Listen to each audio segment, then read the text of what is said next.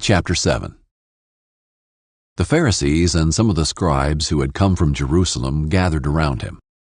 They observed that some of his disciples were eating bread with unclean, that is, unwashed, hands.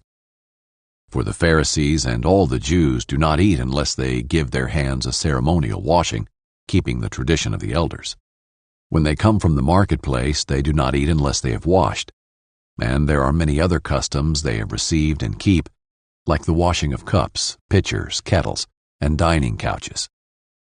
So the Pharisees and the scribes asked him, "Why don't your disciples live according to the tradition of the elders, instead of eating bread with ceremonially unclean hands?" He answered them, "Isaiah prophesied correctly about you hypocrites. As it is written, 'This people honors me with their lips, but their heart is far from me. They worship me in vain, teaching as doctrines human commands. Abandoning the command of God, you hold on to human tradition.'" He also said to them, "You have a fine way of invalidating God's command in order to set up your tradition. For Moses said, 'Honor your father and your mother,' and 'Whoever speaks evil of father or mother must be put to death.' But you say, 'If anyone tells his father or mother, whatever benefit you might have received from me is carbon, that is, an offering devoted to God,' you no longer let him do anything for his father or mother.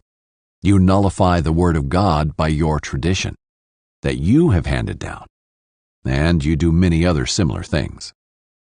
Summoning the crowd again, he told them, "Listen to me, all of you, and understand. Nothing that goes into a person from outside can defile him, but the things that come out of a person are what defile him." When he went into the house away from the crowd, his disciples asked him about the parable. He said to them, "Are you also as lacking in understanding? Don't you realize that nothing going into a person from the outside can defile him? For it doesn't go into his heart, but into the stomach, and is eliminated." Thus he declared all foods clean. And he said, "What comes out of a person is what defiles him. For from within, out of people's hearts, come evil thoughts, sexual immoralities, thefts, murders, adulteries, greed, evil actions, deceit, self-indulgence, envy, slander, pride, and foolishness. All these evil things come from within and defile a person." He got up and departed from there to the region of Tyre. He entered a house and did not want anyone to know it, but he could not escape notice. Instead, immediately after hearing about him, a woman whose little daughter had an unclean spirit came and fell at his feet. The woman was a Gentile, a Syrophoenician by birth, and she was asking him to cast the demon out of her daughter. He said to her, "Let the children be fed first, because it isn't right to take the children's bread and throw it to the dogs."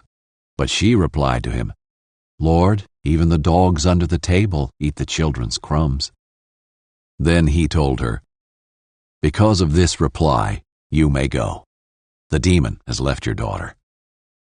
When she went back to her home, she found her child lying on the bed, and the demon was gone. Again, leaving the region of Tyre, he went by way of Sidon to the Sea of Galilee, through the region of the Decapolis.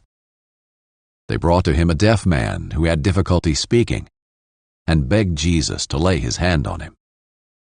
So he took him away from the crowd in private. After putting his fingers in the man's ears and spitting, he touched his tongue. Looking up to heaven, he sighed deeply and said to him, "Ephphatha," that is, "be opened." Immediately his ears were opened, his tongue was loosened, and he began to speak clearly. He ordered them to tell no one, but the more he ordered them, the more they proclaimed it. They were extremely astonished and said, "He has done everything well. He even makes the deaf hear and the mute speak."